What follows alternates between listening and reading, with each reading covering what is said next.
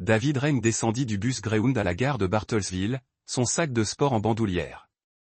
La toile verte usée semblait plus lourde qu'elle ne le devrait, chargée de plus que des vêtements et du matériel. 10 mois en Afghanistan avaient creusé autour de ses yeux des rides inédites, profondément gravées par le sable, le soleil et des choses dont il s'efforçait d'oublier la journée. La chaleur de l'Oklahoma le frappait comme un mur, différente de celle du désert à laquelle il s'était habitué. C'était humide, collant, familier. Chez lui. La gare était presque vide à 15 heures. Quelques hommes âgés étaient assis sur des bancs, nourrissant des pigeons avec des sacs en papier. Une jeune mère luttait avec un bambin en pleurs près du guichet. Des gens normaux vivant une vie normale, épargnés par la guerre. David ajusta la sangle de son sac et se mit à marcher. 5 kilomètres jusqu'à sa maison en périphérie de la ville, traversant des quartiers qu'il connaissait depuis l'enfance, passant devant le lycée où il venait tout juste d'obtenir son diplôme. Il passa devant l'atelier de mécanique où il avait travaillé l'été avant de s'engager dans l'armée. Les rues familières lui semblaient étranges, comme de vieilles photos. N01 savait qu'il rentrerait plus tôt que prévu. Sa démobilisation avait été accélérée après qu'une bombe artisanale eût décimé la moitié de son escouade. L'armée appelait cela un congé pour raisons familiales, mais David savait qu'il n'en était rien. Il voulait que les survivants partent avant de commencer à poser des questions gênantes sur les défaillances des services de renseignement et les pénuries de matériel. Sa dernière lettre à l'année était restée sans réponse, comme les 5 précédentes. Il avait essayé d'appeler 2 fois depuis la base, mais le téléphone n'avait cessé de sonner jusqu'à ce que le message automatique se déclenche. « Vous êtes bien la famille Rhin. » La voix de l'année, claire et joyeuse, enregistrée à l'époque où elle se souciait encore assez d'elle pour faire semblant. La maison avait l'air bizarre depuis la rue. La pelouse était envahie par les mauvaises herbes, des taches brunes se propageant comme une maladie dans ce qui faisait autrefois la fierté de l'année. Des journaux étaient éparpillés sur le porche, certains encore dans leurs pochettes en plastique, d'autres déchirés et trempés par la pluie de la veille. Les parterres de fleurs qui obsédaient Lani étaient envahis par les mauvaises herbes. La peinture s'écaillait du chambranle de la porte d'entrée, ce qui serra la mâchoire de David tandis qu'il remontait l'allée de gravier, ses bottes crissant sur des pierres qui n'avaient pas été nettoyées depuis des mois. Ce n'était pas le genre de l'année Annie. Elle gardait tout sous contrôle. Même lorsqu'il était déployé, la maison était impeccable sur toutes les photos qu'elle avait envoyées. Quelque chose clochait. Les planches du porche craquaient sous son poids lorsqu'il s'approcha de la porte d'entrée. Le paillasson était de travers, couvert de boue. Par la fenêtre, il pouvait voir le salon. Il faisait sombre, les rideaux tirés. La porte d'entrée n'était pas verrouillée. C'était le premier véritable signe avant-coureur. L'année verrouillait toujours la porte, même lorsqu'elle était à la maison, surtout lorsqu'elle était avec Kelly. David poussa lentement la porte, son instinct de soldat se réveillant. Il scruta la pièce avant d'entrer, notant les sorties, les abris, les menaces potentielles. De vieilles habitudes. L'année Annie Kelly. Sa voix résonna dans le silence. La maison semblait vide, abandonnée. Faux. Le salon était en désordre. Des bouteilles de bière vides sur la table basse. Une boîte à pizza par terre. La photo de mariage qui trônait sur la cheminée était à l'envers. Son cadre était fissuré. David la ramassa, observa la toile d'araignée de verre brisée sur le visage souriant de Lani. Des traces de bottes boueuses menaient de la porte d'entrée à la cuisine. Pointure 42, peut-être 43. David chaussait du 44. Ses bottes étaient encore dans son sac. Il reposa le cadre brisé sur la cheminée et traversa la maison. Dans la chambre, les draps étaient froissés, tachés. Des vêtements d'homme jonchaient le sol. Un jean, une chemise en flanelle, des bottes de travail près du lit. Aucun d'eux n'appartenait à David. Kelly, appela-t-il de nouveau, plus fort cette fois qu'un léger son parvint par la fenêtre arrière. David s'approcha de la vitre et regarda la grange. La porte était entr'ouverte, oscillant au vent. David laissa tomber son sac de sport et sortit. La grange sentait le foin et l'huile de moteur, comme toujours. Mais quelque chose clochait. Il entendait une respiration qui n'était pas la sienne. « Kelly, ma puce, tu es là. » Un léger mouvement derrière les bottes de foin attira son attention. David s'approcha lentement, le cœur battant la chamade. Kelly était recroquevillée dans un coin, toujours en pyjama rose. Ses cheveux blonds étaient emmêlés, sales. Un bleu violet couvrait la moitié de sa joue gauche. « Papa. » David s'agenouilla, les mains tremblantes. « Salut, ma puce, c'est moi. » Kelly rampa vers lui et il la serra dans ses bras. Elle se sentait si petite, si fragile. Le bleu sur son visage était frais. Peut-être d'un jour. « Où est maman ?» demanda David d'une voix douce. Elle partit avec Steven. La voix de Kelly était à peine un murmure. Elle dit, « J'ai dû l'appeler papa. » Je dis, « Non, ils se sont fâchés. » La vision de David devint rouge l'espace d'un instant. Il se força à respirer, à rester calme. Kelly avait besoin de son calme. « Qui t'a frappé, mon chéri ?» Steven. Maman regardait. Elle ne l'a pas arrêté. Kelly leva vers David des yeux trop vieux pour un enfant de 5 ans. Je me suis caché. J'avais peur qu'il revienne.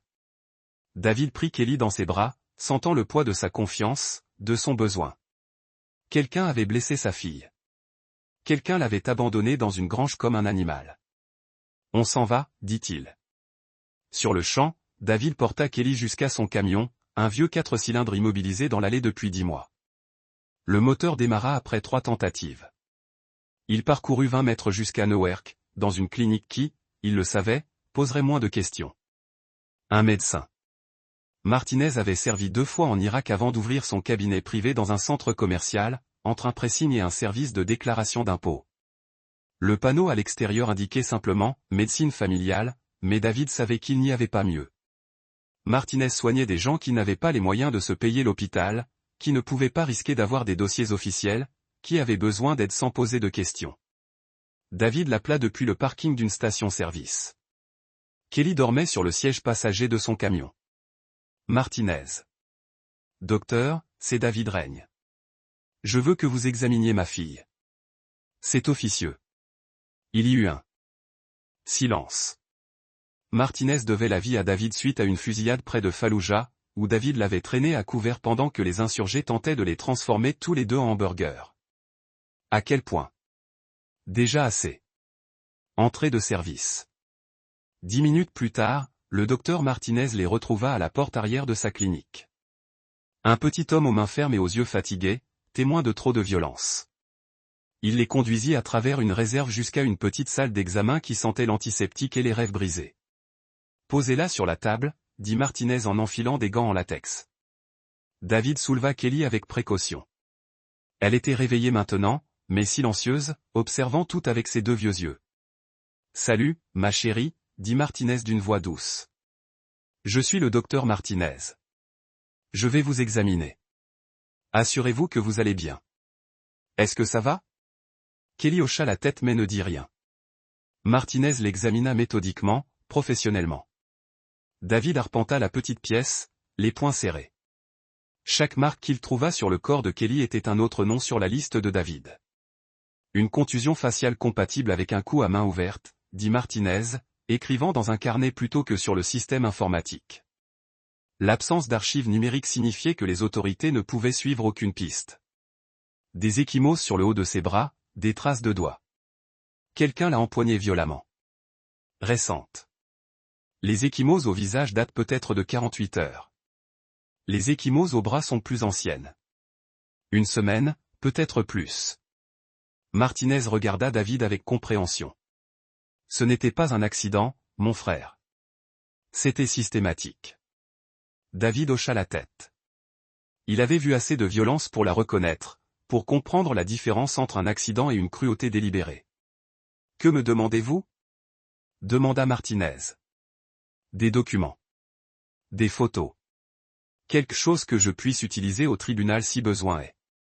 Martinez sortit un appareil photo numérique, du genre qui ne pouvait pas être relié au système informatique de sa clinique. Il photographia les blessures de Kelly depuis plusieurs angles, chaque plan soigneusement composé pour montrer l'étendue des dégâts. Il faut qu'elle se retourne. Ma chérie, dit Martinez à Kelly, tu peux faire ça pour moi. Lorsque Kelly se retourna, Martinez découvrit d'autres bleus sur son dos. Des traces de doigts là où quelqu'un l'avait saisi trop fort. Des bleus en forme de poigne d'homme. David dut sortir un instant. Il dut respirer l'air du parking avant de faire quelque chose qui le mènerait en prison et laisserait Kelly sans père. À son retour, Martinez terminait son rapport, écrivant tout à la main sur son papier à en-tête personnel. L'examen révèle de multiples contusions compatibles avec des violences physiques, écrivit-il.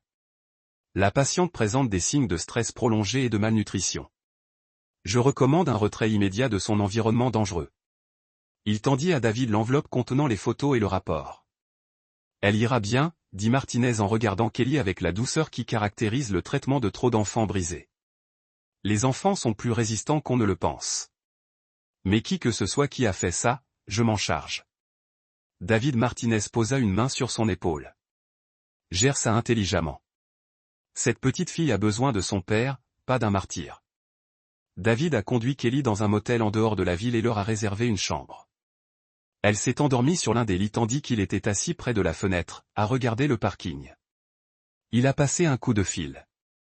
Hawk, c'est David. Bon sang, mon frère. Je croyais que tu étais encore à l'étranger. Je suis de retour. J'ai besoin d'un service. Un grand. Hawk Ortega avait été le chef d'escouade de David en Afghanistan. 2 missions ensemble. Ils se sont sauvés la vie plus d'une fois. Maintenant, il dirigeait un ranch dans le Montana, isolé, loin des gens qui posaient trop de questions. De quoi as-tu besoin? Ma fille n'est pas en sécurité. J'ai besoin d'un endroit où l'emmener le temps de trouver une solution. Vraiment pas en sécurité. David a regardé Kelly endormie sur le lit du motel et a vu le bleu-violet sur son visage. Quelqu'un s'en est servi comme d'un punching ball. La ligne est restée silencieuse un long moment. Tu as 48 heures avant que ça ne devienne trop bruyant. Hawk a dit, bouge. David a laissé Kelly au motel avec la consigne stricte de fermer la porte à clé et de l'appeler si quelqu'un passait. Il rentra chez lui au coucher du soleil. Le camion de Steven Coulter était garé dans l'allée. Un gros Ford F-250 sur cric, monté sur des pneus surdimensionnés. David se gara au bout de la rue et revint à pied. La maison était illuminée, la musique jouait à l'intérieur. David entendait des rires. Il se dirigea vers l'arrière, restant dans l'ombre par la fenêtre de la cuisine. Il les vit. Lani était au fourneau, remuant quelque chose dans une casserole avec une précision mécanique. Elle avait l'air différente de la femme qu'il avait épousée 6 ans plus tôt. Plus mince, plus dure, en quelque sorte. Ses cheveux blonds étaient plus courts, coiffés d'une manière qui donnait à son visage un air plus net, plus sévère. Elle se déplaçait dans la cuisine comme si elle lui appartenait, comme si elle était à sa place avec un autre homme. Steven était assis à la table de la cuisine, buvant de la bière à la bouteille et regardant un match de football sur une petite télévision que David ne reconnaissait pas. C'était un homme imposant, peut-être 1,90 mètres, lourd des épaules et du torse. Ses vêtements étaient couverts de callosité, le genre d'homme qui résolvait les problèmes avec ses poings et posait les questions plus tard. Ses bottes de travail étaient couvertes de boue, laissant des traces sur le sol habituellement impeccable de Lani. David les regardait se déplacer l'un autour de l'autre avec la familiarité naturelle d'un couple qui est ensemble depuis des mois, et non des semaines. Ce n'était pas nouveau. Cela se passait bien avant le départ de David pour l'Afghanistan. Peut-être même avant son dernier déploiement. Steven rit à la télévision, un son rauque qui résonna à travers la fenêtre. Lani lui sourit avec une expression que David avait autrefois cru réservée à lui seul. « Passe-moi une autre bière, ma puce », dit Steven sans quitter l'écran des yeux. « Va te chercher », répondit Lani. Mais son ton était enjoué, taquin. « Je te prépare le dîner. » Notre dîner. Kelly aussi a besoin de manger. Kelly pourra manger quand elle aura appris les bonnes manières. Le sang de David se glaça. Kelly n'était même pas dans la cuisine. Elle se cachait encore dans la grange, mangeant de la nourriture pour chevaux et buvant à un robinet d'eau parce que sa mère ne se donnait pas la peine de nourrir son propre enfant. Elle s'y fera, disait Steven. Les enfants s'adaptent. Il faut juste savoir qui commande. Elle est têtue comme son père, répondit Lani en remuant la situation avec plus de force que nécessaire. Elle l'a toujours été. Même bébé, elle était difficile. Peut-être qu'elle a besoin d'apprendre le respect. Tu ne peux pas continuer à la frapper, Steven. Quelqu'un finira par le remarquer. Steven se détourna de la télé pour regarder Lani droit dans les yeux. Qui le remarquera? Tu ne la laisses aller nulle part. Pas d'école, pas d'amis, pas de voisins qui passent. Je lui fais l'école à la maison. C'est mieux comme ça. Ouais, mieux pour nous. Steven but une longue gorgée de sa bière. Les enfants doivent apprendre que les choses sont différentes maintenant. Je ne vais nulle part et elle ferait mieux de s'y habituer. David pensa au visage meurtri de Kelly, à elle cachée dans la grange pendant 3 jours, à sa femme qui regardait cet homme blesser leur fille et qui appelait ça de la discipline. Il s'éloigna de la fenêtre et retourna à son camion. Il resta assis là pendant 2 heures à observer la maison, à planifier. À chaque lumière allumée, à chaque ombre passant devant les fenêtres, à chaque bruit qui parcourait la cour. 23 heures, le camion de Steven s'allumait dans l'allée. David le suivit à distance, gardant ses phares éteints jusqu'à ce qu'ils atteignent la route principale. Steven se rendit au Murphy's Bar, un bar miteux du mauvais côté de la ville, dont le parking était rempli de pick-up et de rêves brisés. David le regarda entrer, observa à travers les vitres sales Steven trouver une place au bar et commander ce qui ressemblait à du whisky.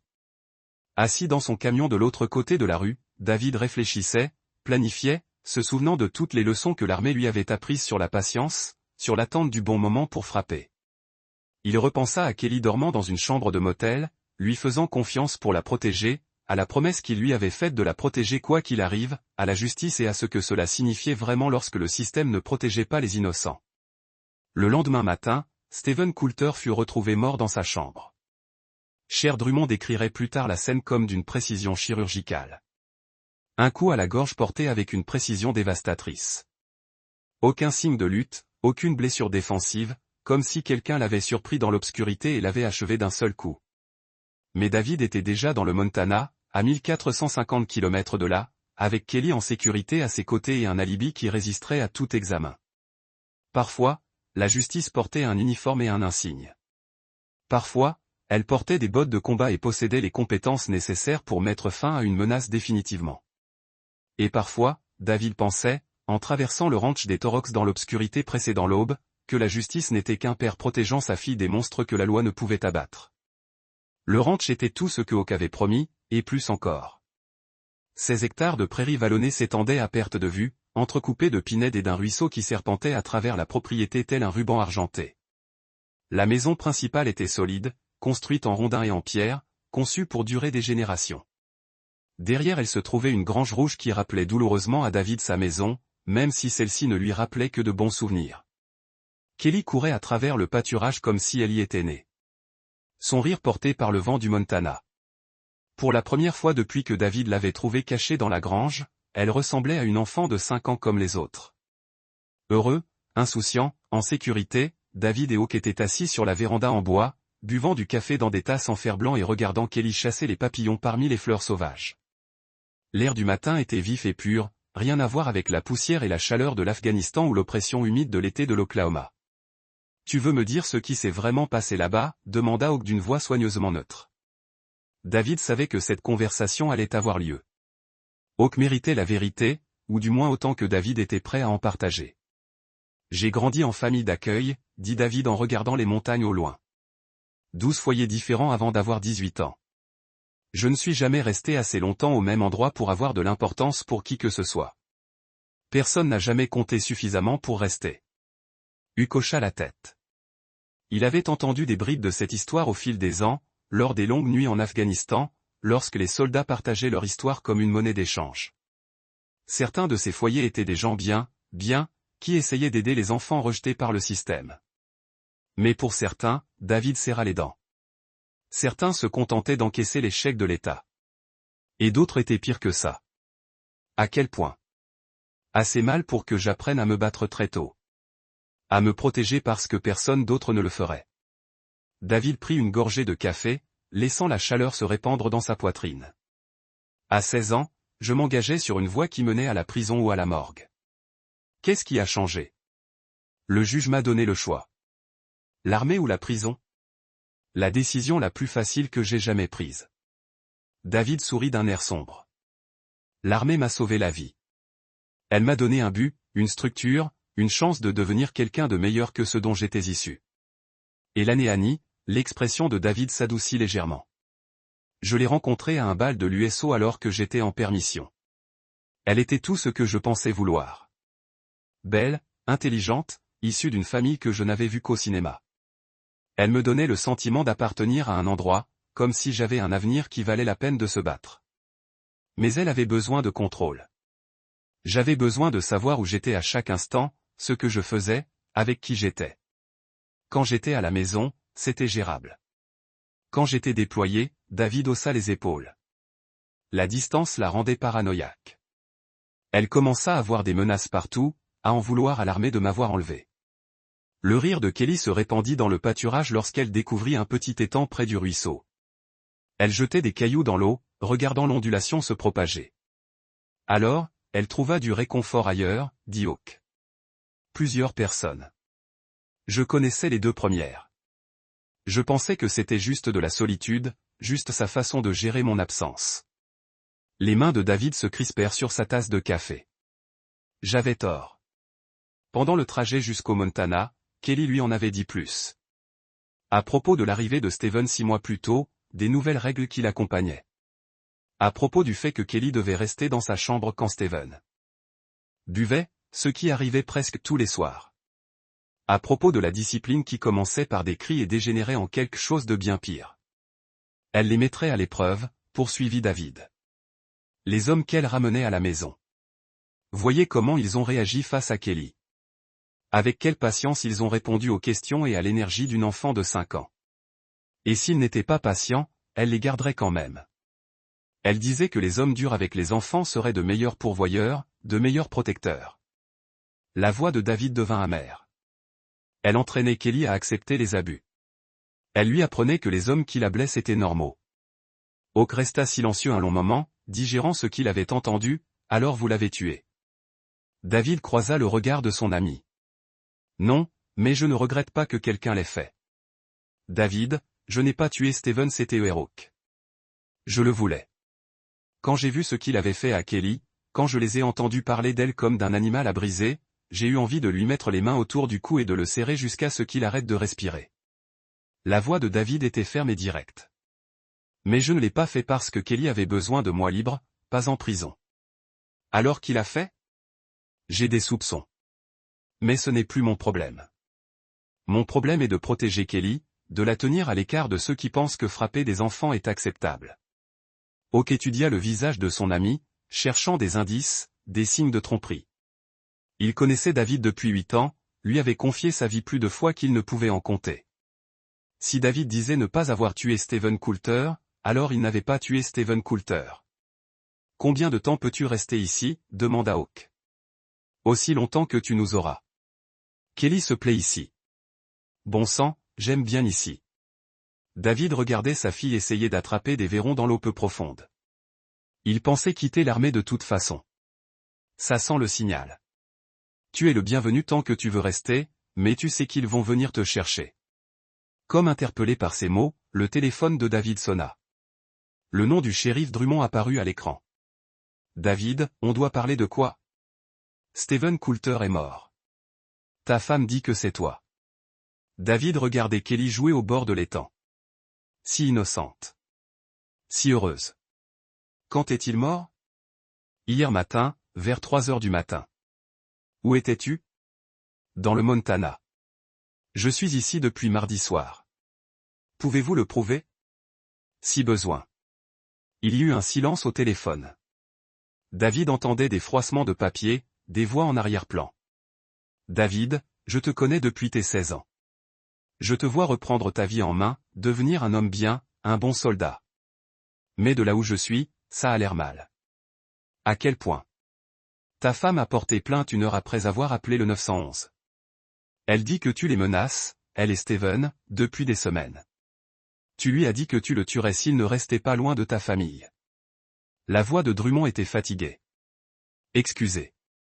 Elle a obtenu une ordonnance de protection temporaire. Une injonction de garde d'urgence. Elle prétend que tu souffres de syndrome de stress post-traumatique. Que tu es instable et violent.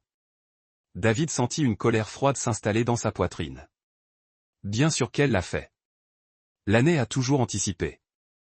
Elle a toujours eu un plan pour s'en sortir. Elle a également déposé une demande de garde d'urgence pour Kelly. Elle dit que tu l'as kidnappée. Qu'elle n'est pas en sécurité avec toi. Kelly est avec moi parce qu'elle n'est pas en sécurité avec sa mère. Prouve-le-moi, mon fils. Parce que pour l'instant, tout ce que j'ai, c'est un homme mort et une femme en deuil qui pointent du doigt son ex-mari. David repensa aux photos dans son camion concernant le rapport du docteur Martinez. Je peux le prouver. Tant mieux. Parce que le bureau du procureur parle de lancer des mandats d'arrêt. Meurtre, enlèvement, violation d'une ordonnance restrictive. La voix de Drummond s'adoucit. Ça devient vite bruyant, David. Les médias fouinent déjà. N'en fais pas une chasse à l'homme. Reviens et défends-toi comme il se doit. J'ai besoin de temps pour mettre de l'ordre dans mes affaires. Tu n'as pas grand-chose. Peut-être 24 heures avant que ça ne devienne une affaire fédérale. Techniquement, Kelly a été emmenée à l'étranger. Je comprends. Et toi? Parce que si tu t'enfuis, si tu essaies de disparaître avec cette petite fille, tu ne feras que prouver tout ce que ta femme dit sur toi. Reviens. Affronte ça de front. Lutte légalement. David raccrocha et regarda Hawk, qui en avait suffisamment entendu parler pour comprendre la situation. Quel est le problème? Demanda Hawk. Je riposte, dit David. Mais pas comme ils l'attendent. Le téléphone de David sonna alors qu'il apprenait à Kelly à monter un des chevaux de Hawk. Le nom du shérif Drummond s'afficha à l'écran. David, de quoi devons-nous parler? Stephen Calté est mort. Votre femme dit que c'est vous. David stabilisa Kelly sur le dos du cheval, d'une voix calme. Quand est-il mort? Hier matin. Où étiez-vous? Dans le Montana. Je suis ici depuis mardi. Pouvez-vous le prouver? Si besoin. C'était un silence. David, je te connais depuis tes 16 ans. Tu étais un bon garçon qui a fait de mauvais choix jusqu'à ce que tu trouves l'armée. Mais ça s'annonce mal. À quel point? L'année porta plainte. Tu la menaces. Menace Steven. Elle a une ordonnance de protection temporaire.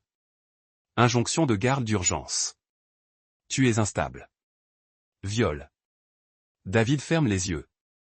Bien sûr qu'elle l'a fait. L'année avait toujours 3 coups d'avance. Elle a aussi déposé une demande de garde d'urgence pour Kelly. Elle dit que tu l'as kidnappée. Kelly est avec moi parce qu'elle n'est pas en sécurité avec sa mère. Prouve-le. David repensa aux photos dans son camion. Le rapport du docteur Martinez. Je peux. Bien. Parce que le procureur parle de lancer un mandat. Meurtre, enlèvement, violation d'une ordonnance restrictive. La voix de Drummond s'adoucit. N'en fais pas une chasse à l'homme, fiston. Reviens et conteste ça sur le plan juridique. J'ai besoin de temps. Tu n'en as pas. Ça devient vite bruyant. David raccrocha et regarda Kelly, qui apprenait encore à garder l'équilibre sur le cheval. Elle souriait pour la première fois depuis qu'il l'avait trouvée dans l'écurie. Papa, regarde. Je m'en sors. Tu t'en sors très bien, ma puce. Mais son esprit travaillait déjà, il planifiait.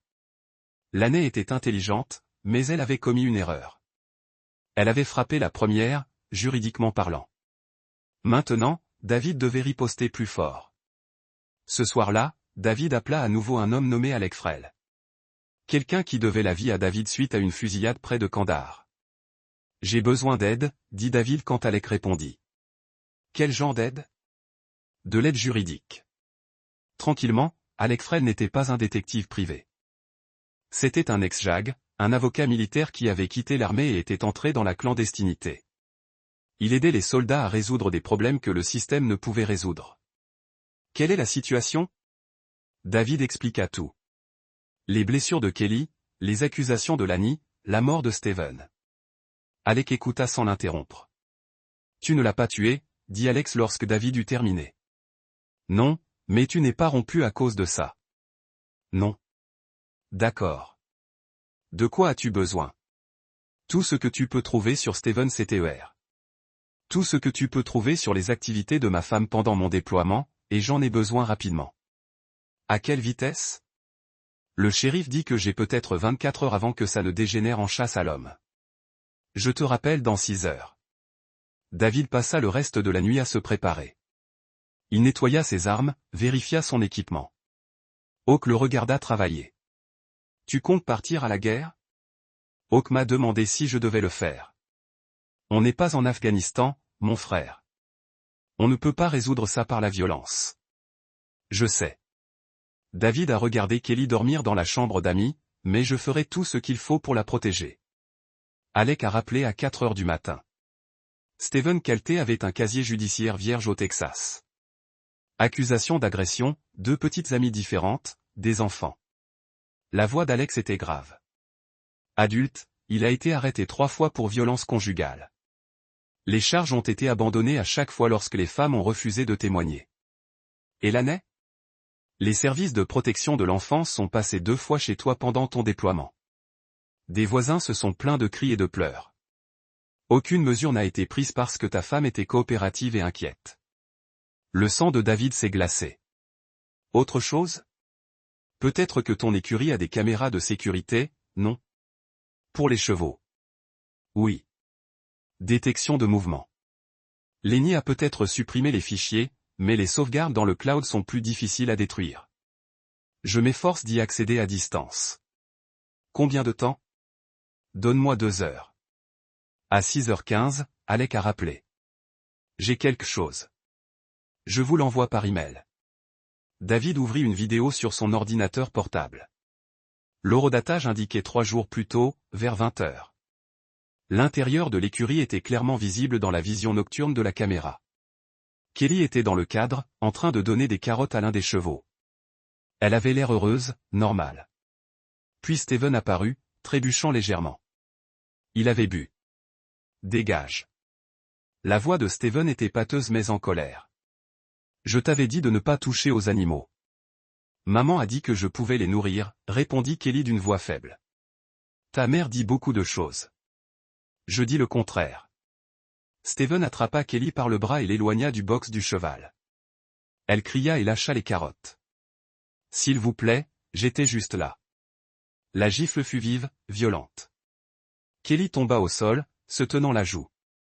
L'échymose que David avait vue se formait en temps réel. Mais le pire, c'est ce qui se passa ensuite.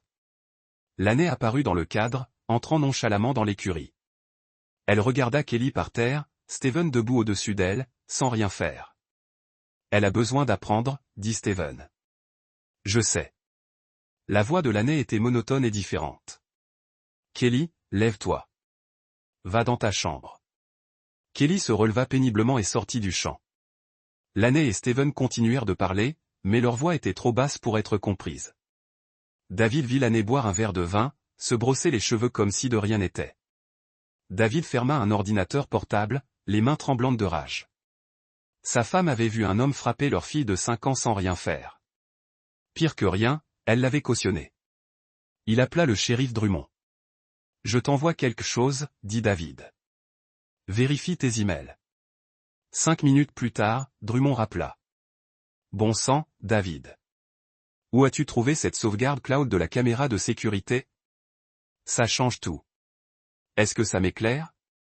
Drummond resta silencieux un instant. Je ne peux pas prouver que tu n'as pas tué Stephen Cter. Mais en regardant ça, je ne peux pas dire que ça m'importe peu que tu l'aies fait. Avec une vidéo comme arme, l'affaire de David s'est transformée en véritable guerre. Alec l'a aidé à trouver une avocate, Patricia Vaux, spécialisée en droit de la famille militaire. Elle était coûteuse, impitoyable et très compétente dans son travail. Nous ne nous battons pas seulement pour la garde, a expliqué Voss lors de leur première conférence téléphonique. Nous nous battons pour vous éviter la prison. L'accusation de meurtre est toujours d'actualité. Que avons-nous? La vidéo est accablante pour votre femme. Le rapport médical du docteur Martinez confirme les violences. J'ai 3 témoins de moralité en lice. Tous des militaires qui servent à vos côtés. Est-ce suffisant? Peut-être. Mais votre femme a un avantage. C'est la petite amie endeuillée. Vous êtes le soldat en colère souffrant de SSPT. Je n'en ai pas. Peu importe. C'est comme ça qu'ils vous décriront. L'audience d'urgence pour la garde était prévue pour la semaine suivante. David devrait retourner en Oklahoma, faire face aux accusations, risquer l'arrestation, mais la sécurité de Kelly valait le risque. Il y a autre chose. Voss dit, j'ai retrouvé une ancienne amie de votre femme, Nora Beckett. Elle est prête à témoigner de quoi? Sur le fait que l'année utilisait Kelly pour tester ses petits amis, sur le genre de mère qu'elle est vraiment. David ressentit un premier espoir depuis le début de ce cauchemar. 3 jours avant l'audience, tout bascula. Le tribunal avait ordonné une seconde autopsie du corps de Stephen Coulter, réalisée par un médecin légiste indépendant. L'avocat de David l'avait demandé, espérant ainsi écarter les accusations de meurtre. Hélène Cazet fut minutieuse et méthodique. Elle examina le corps de Stephen sous tous les angles, sous le coup fatal. Ses conclusions réduisirent à néant les arguments de l'accusation. La trachée de la victime avait été écrasée par un coup vers le bas, rapporta le docteur Cazet. L'angle d'impact indique que l'agresseur était nettement plus grand que la victime. Stephen Coulter mesurait 1,90 m. Seule une personne de plus de 1,96 m aurait pu porter ce coup alors que la victime était debout, poursuivit le docteur Cazet. Ou quelqu'un qui aurait porté le coup en hauteur. David Rain mesurait 1,80 m. Patricia Voss a appelé David pour lui annoncer la nouvelle. Tu es hors de cause pour meurtre, a-t-elle dit. Physiquement impossible que tu aies infligé ces blessures. Alors qu'il a fait? Ce n'est pas notre problème. Notre problème, c'est la garde. Mais l'esprit de David s'emballait. Quelqu'un de plus de 1,95 m ou quelqu'un attaquant d'en haut, comme quelqu'un debout sur une chaise ou sur le lit. Son téléphone a sonné. Le nom de Nora Beckett est apparu à l'écran. David, j'ai besoin de te parler en personne. De quoi? De Stephen. De ce qui s'est réellement passé cette nuit-là. Ils se sont rencontrés dans un restaurant près de Tulsa. Nora était nerveuse. Elle fumait comme une folle, évitant le contact visuel. J'aurais dû appeler plus tôt, a-t-elle dit. Mais j'avais peur. Peur de quoi? D'elle. De la May. Nora a écrasé sa cigarette. Elle en a immédiatement allumé une autre. Elle m'a appelé ce soir-là. Le soir où Stephen est mort. Qu'a-t-elle dit? Elle pleurait, hystérique. Elle a dit que Stephen menaçait de la quitter. A dit qu'il avait découvert les autres, les hommes avec lesquels elle avait été pendant que vous étiez déployés. Les mains de Nora tremblèrent en apportant la cigarette à ses lèvres. Elle a dit qu'elle ne pouvait pas perdre une autre. Je ne pourrais pas être à nouveau seul. David attendit, la laissant parler. Elle m'a demandé de venir être son alibi. Donc, si quelqu'un le demandait, nous étions ensemble toute la nuit à boire du vin, à parler des hommes. Nora a regardé directement David pour la première fois. J'ai dit non. Je ne pouvais pas faire partie de tout ce qu'elle planifiait. Que prévoyait-elle? Je ne sais pas. Mais elle a dit que Stephen allait payer pour avoir essayé de la quitter. Qu'ils ont tous payé tous. Les pièces se sont mises en place dans l'esprit de David. L'année avait 5 minutes 8 secondes, mais en talons, elle aurait plus de 6 pieds debout sur le lit, elle pouvait facilement porter un coup vers le bas à la gorge de Stephen. Elle l'a tué, a déclaré David. Je pense que oui. Nora a écrasé sa cigarette et elle vous a laissé prendre le blâme. L'audience de garde d'urgence a eu lieu dans une salle d'audience exiguë à Bartlesville qui sentait le vieux bois et les promesses cassées. David s'assit à côté de Patricia Voss, ses mains jaillissaient étroitement sur ses genoux pour les empêcher de trembler. De l'autre côté de la pièce, Lani ressemblait à l'image parfaite de la maternité en deuil. Elle portait une robe noire conservatrice, un maquillage minimal, ses cheveux tirés en une simple queue de cheval, des tissus serrés dans une main, les yeux rouges avec ce qui ressemblait à de véritables larmes. Son avocat, Martin Cross, était tout ce que David s'attendait. Costume coûteux, dents parfaites, le genre de sourire confiant qui provenait des cas gagnants par la manipulation plutôt que la vérité. Il s'est déplacé dans la salle d'audience comme s'il le possédait, comme si le résultat était déjà décidé en sa faveur. La juge Patricia Mills est entrée dans la salle d'audience à 9 h. Cette cour est maintenant en session. Le BALEF a annoncé la question de Rain contre Rain, audience de garde d'urgence. Cross se tenait en premier, boutonnant sa veste avec une précision théâtrale. Votre honneur, mon client a traversé un traumatisme inimaginable. Son petit ami, l'homme qu'elle aimait et qu'elle avait confiance, a été brutalement assassiné chez eux il y a 3 nuits. Maintenant, le premier suspect de ce meurtre, son ex-mari instable, a kidnappé leur fille de 5 ans et a fui l'État. L'avocat de David a commencé à s'opposer, mais Cross leva une main. Nous ne sommes pas ici pour réessayer l'affaire de meurtre. Votre honneur, nous sommes ici parce qu'un homme dangereux a pris un enfant innocent et l'a caché loin de sa mère aimante. David Rain est un tueur formé qui a montré des signes clairs de troubles de stress post-traumatique. Il a menacé mon client et son petit ami à plusieurs reprises avant de réaliser son plan meurtrier. Objection, dit calmement Vaux. Le Conseil fait des déclarations, pas en preuve. Soutenu. Le juge Mills a répondu, Monsieur Cross, s'en tient aux faits, et non à la rhétorique inflammatoire. Cross hocha la tête en s'excusant, mais David pouvait voir le calcul dans ses yeux. Les dégâts ont déjà été causés. Il a peint David comme un vétéran instable dans les 30 premières secondes de l'audience. Votre honneur, nous avons la documentation de Monsieur Reigne les menaces contre mon client. Nous avons des déclarations de témoins sur son comportement erratique.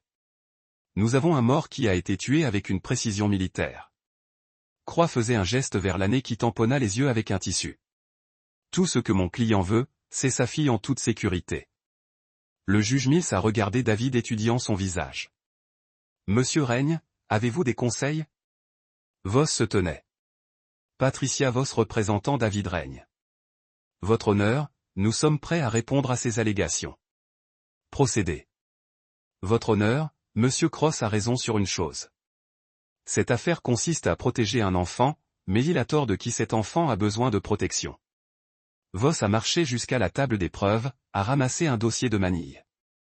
Nous avons une documentation médicale prouvant que Kelly Reigne a été systématiquement abusée pendant ses soins de sa mère. Cross était debout immédiatement. Objection. Il n'y a eu aucune conclusion d'abus. Parce que personne ne se souciait de regarder, a répondu Voss froidement. Jusqu'à présent, le juge Mills se pencha en avant. Quel type de documentation médicale, de photos et de notes d'examen du docteur Eduardo Martinez, un médecin agréé qui a traité Kelly Reigne il y a 3 jours pour des blessures conformes à la violence physique? Votre honneur, Cross interrompu, cette soi-disant preuve a été obtenue à l'insu ou au consentement de mon client. En outre, le docteur Martinez n'est pas un spécialiste pédiatrique et n'a pas le pouvoir de prendre des déterminations sur les abus. Il a le pouvoir de documenter les blessures. Voss a repris et les photos parlent d'elles-mêmes. Le juge Mills a fait un geste pour le dossier. Je vais examiner les preuves. Voss a remis les photos prises par le docteur Martinez. David regarda le visage du juge en étudiant chaque image, vit son expression durcir lorsqu'elle a atteint la photo de la joue meurtrie de Kelly. Ces blessures semblent récemment. Le juge Mills a déclaré moins de 72 heures lorsque les photos ont été prises. Voss confirmait. Kelly a dit à son père que Stephen Kelty l'avait frappé parce qu'elle refusait de l'appeler papa. C'est du oui-dire. Cross s'est opposé à une victime de 5 ans décrivant ses propres abus. Voss a répondu. Parfaitement admissible. Le juge Mills a mis les photos de côté. Qu'avez-vous d'autre, mademoiselle Voss? Preuve vidéo, votre honneur. La salle d'audience est restée silencieuse. David pouvait voir l'âne raide sur sa chaise. Voir Cross se pencher pour chuchoter de toute urgence dans son oreille. Quel type de preuve vidéo? Demanda le juge Mills. Des images de sécurité de la grange de la famille Reigne montrant Stephen Kelty frappant Kelly tandis que Madame Reigne a regardé et n'a rien fait pour intervenir. Objection. Cross criait pratiquement. Maintenant que la vidéo a été obtenue illégalement à partir de caméras de sécurité privées sur la propriété de Monsieur Reigne, a répliqué Voss, des biens qu'il possède conjointement avec sa femme. Parfaitement légal en vertu de la loi de l'Oklahoma. Le juge Mills l'a considéré. Je vais autoriser la vidéo. Balef, veuillez atténuer les lumières. Voss a connecté son ordinateur portable au système de projection de la salle d'audience. L'intérieur de la grange est apparu sur le grand écran, cristallin dans la vision nocturne de la caméra. David s'est forcé à regarder Stephen saisir Kelly tandis que la gifle résonnait à travers les haut-parleurs de la salle d'audience alors que sa fille de 5 ans tombait au sol en tenant sa joue. Mais le pire, c'est ce qui est venu ensuite. L'âne marchant dans un cadre, voyant Kelly sur le sol et ne faisant absolument rien. Boire son vin, se brossant les cheveux, agissant comme la douleur de sa fille n'était rien de plus que du bruit de fond. La salle d'audience était morte à la fin de la vidéo. Le juge Mills a regardé l'écran vide pendant un long moment avant de parler. Madame Reigne, est-ce que vous dans la vidéo? L'âne regarda désespérément son avocat. Cross chuchota quelque chose dans son oreille et elle hocha la tête. Oui, votre honneur, mais rien. Le juge Mills l'a coupé. J'en ai vu assez. Madame Voss. Avez-vous des preuves supplémentaires? Oui, votre honneur. Nous avons des témoignages de Nora Beckett, une ancienne amie de Madame Règne, qui a été témoin de son modèle de mise en danger des enfants. Cross s'est encore opposé, mais le juge Mills l'a remplacé.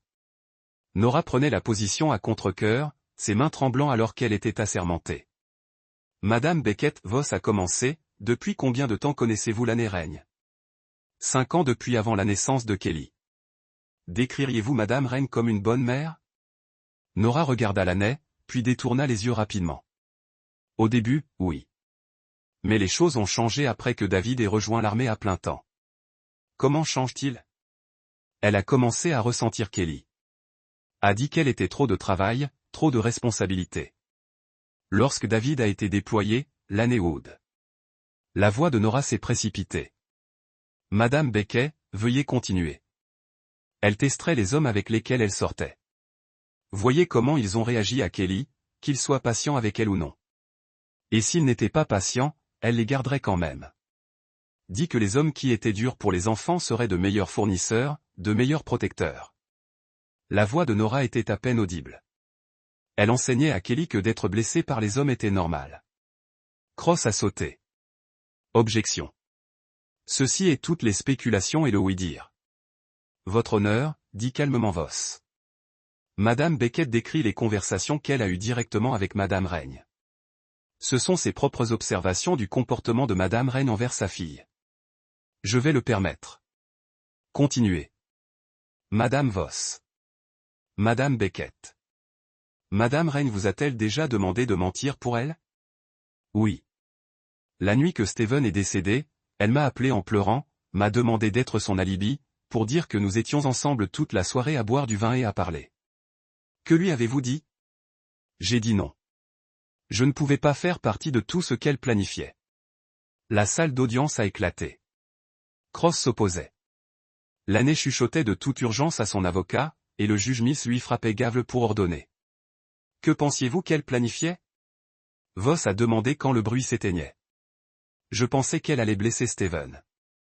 Elle a dit qu'il menaçait de la quitter, qu'elle ne pouvait pas perdre un autre homme. Elle a dit qu'ils avaient tous payé finalement. C'est alors que l'année a cassé. Il allait me quitter. Elle a crié, sautant sur ses pieds. Ils le font tous. Everything. Il est in live in my house, eat my food, discipline my doctor, and he was going to walk away. L'année stopped talking, cross-hatted, grabbing her arm she shook him off. You want to know the truth? Fine. Steven was going to leave me for some waitress in Tulsa. Said he was too controlling, too demanding. Said Kelly was a brat who needed a real father, not him. David watched his ex-wife destroy herself with every word. Watched years de planification minutieuse s'effondrer dans un moment d'émotion brute. Lui. Cria l'année. Je me tenais sur ce lit et j'ai écrasé sa gorge à main nue. Et je ne suis pas désolé. Il le méritait pour avoir essayé de nous abandonner. La salle d'audience a explosé dans le chaos. Le bawaf se dirigeait vers l'année. Cross essayait de la fermer et le juge Mills battait son gavel si fort que le son résonnait des murs. Même vous l'avez fait, David. L'année cria tandis que le bef la tendit la main. Vous avez choisi l'armée sur moi. Tu m'as laissé seul avec ce petit monstre. Vous partez tous. Chacun de vous, bef. Le juge Mills a appelé le bruit. Veuillez escorter Madame Règne de ma salle d'audience et la placer en garde à vue. Alors que Lanny était emmenée, hurlant toujours sur l'abandon et la trahison. David a senti quelque chose qu'il n'avait pas connu depuis des années. Pas de satisfaction, pas de la victoire, mais un sens calme de la justice est finalement servi. Le juge Mills a appelé une récréation de 30 minutes pour laisser le chaos s'installer. Lorsque le tribunal a repris, l'année n'était pas présent. Votre honneur, dit Cross, ressemblant à il avait vieilli 10 ans au cours de la dernière heure. Mon client est clairement désemparé émotionnellement. Je demande une continuation pour lui permettre de subir une évaluation psychologique. Refusé. Le juge Mills a répondu sans hésitation. Sur la base des preuves présentées aujourd'hui et de Madame Règne propres admissions, j'accorde la garde complète de Kelly Règne à son père, David Règne. David sentit ses genoux s'affaiblir avec un soulagement. En outre, le juge a poursuivi, je recommande que le bureau du procureur de district dépose des accusations contre l'année Règne pour meurtre, mise en danger des enfants, parjure et dépôt de faux rapports de police. Elle regarda directement David. Monsieur Règne, votre fille a traversé plus de traumatismes que n'importe quel enfant ne devrait endurer. J'espère que vous veillerez à ce qu'elle reçoive des conseils et un soutien approprié. Oui, votre honneur. Cette cour est ajournée. 3 semaines plus tard, Laney a été arrêtée chez sa sœur au Texas. Elle a été accusée d'homicide involontaire dans la mort de Steven, la mise en danger des enfants et le parjure. Le bureau du DA avait trouvé plus de preuves. Les dossiers de téléphone portable de Laney ont montré qu'elle avait été éveillée et avait envoyé des SMS la nuit à la mort de Steven. Les dossiers financiers ont montré que Steven prévoyait de partir, avait même examiné les appartements dans un autre état. Le plus accablant de tous, ils ont trouvé l'histoire de la recherche sur Internet de Laney. 2 jours avant la mort de Steven, elle avait googlé comment briser les techniques de trachée et d'autodéfense de quelqu'un pour les femmes. Le shérif Drummond a appelé David avec la nouvelle. Elle a conclu un accord de plaidoyer. Drummond a déclaré 7 ans pour homicide involontaire, 2 ans pour la mise en danger des enfants, 1 an pour parjure. Des phrases à fonctionner simultanément, donc 8 ans au total avec un bon comportement, probablement 6. David n'a ressenti aucune satisfaction dans la conviction de Laney. Il l'avait aimée une fois, avait prévu de passer sa vie avec elle, mais elle avait choisi son chemin quand elle a laissé Steven blesser Kelly. Et le cas de Steven ? Officiellement fermé. Autodéfense. Laney a affirmé qu'il l'attaquait lorsqu'elle l'a frappé. Drummond s'arrêta. La vérité est que personne ne se soucie assez de creuser plus profond. Steven CTER n'était pas un homme bon. David a compris. Parfois, la justice était désordonnée, imparfaite, mais c'était toujours la justice. 6 mois plus tard, David se tenait sur le porche de Hawk dans l'obscurité avant l'aube, regardant Kelly monter son cheval à travers le pâturage.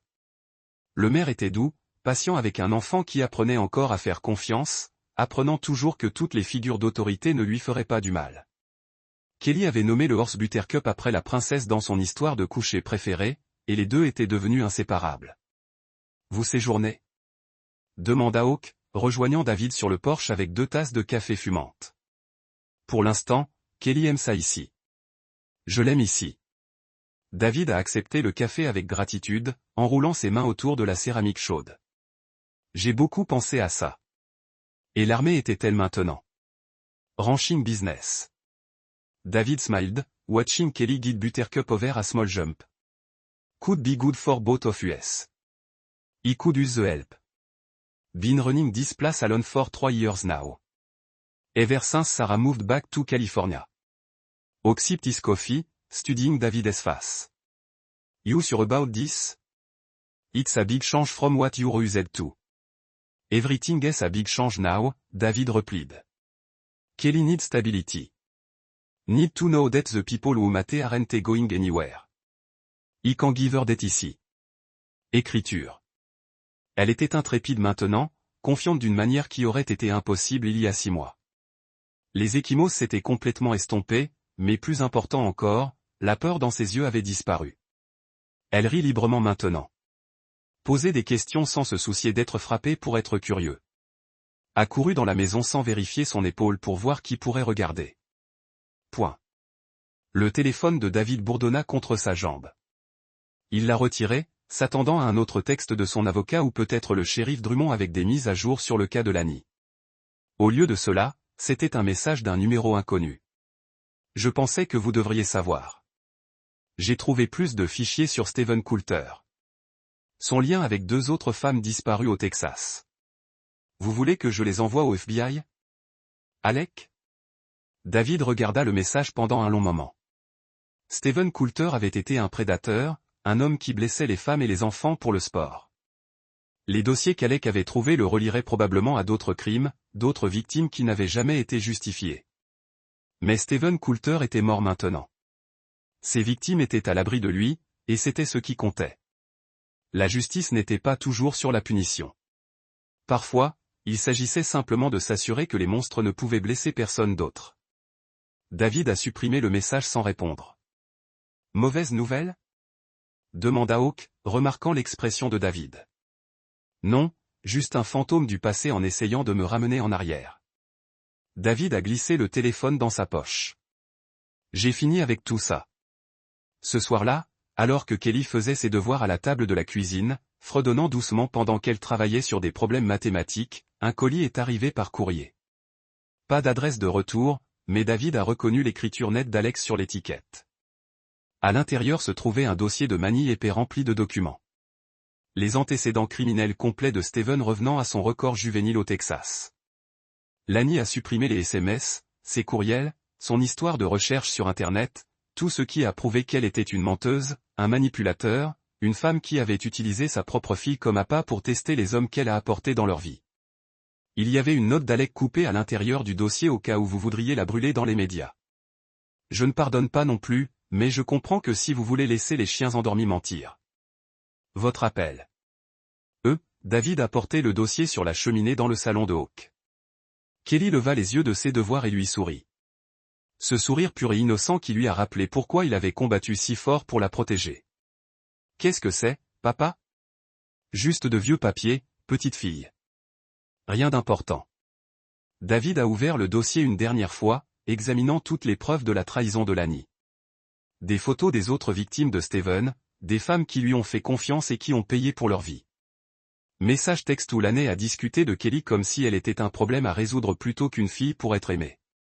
Envoyer un email à des discussions où elle prévoyait de cadrer David pour le meurtre de Steven. Pour tout prendre de lui tout en se peinant en tant que victime innocente que tout était ici, tout ce dont il a besoin pour la détruire complètement pour s'assurer qu'elle n'a jamais eu la chance de libération conditionnelle. Jamais eu la chance de blesser un autre enfant. David y réfléchit un instant, pesant justice contre la paix, vengeant contre la guérison. Puis il a jeté tout le dossier dans le feu. Les flammes ont consommé des années douleur, mois d'enquête, vérité sur ce que sa femme était devenue. David l'a regardé brûler jusqu'à ce qu'il ne reste plus que des cendres jusqu'à ce que chaque élément de preuve qui pourrait le ramener dans cette obscurité a disparu. Kelly est venue et s'est tenue à côté de lui, regardant le feu craquer et danser. Sommes-nous en sécurité maintenant, papa? David a passé son bras autour de sa fille, l'a rapprochée de son côté. Elle sentait les chevaux et l'air frais et l'enfance, comme tout ce qui est bon dans le monde. Oui, petite fille. Nous sommes en sécurité maintenant. Nous sommes toujours en sécurité.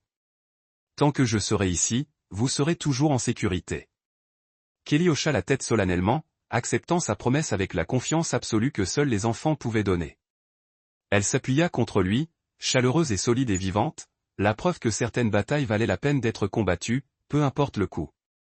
De l'extérieur, le Montana Wind a sifflé à travers les pins, enfin à la paix avec les autres. La leçon la plus importante de sa vie pendant les mois sombres en Oklahoma. Si quelqu'un a déjà essayé de menacer cette paix, si quelqu'un essayait de blesser Kelly, David serait prêt. Il serait toujours. Le feu a brûlé en braise alors qu'ils étaient assis ensemble, père et fille, en sécurité en sachant qu'ils ont trouvé leur maison à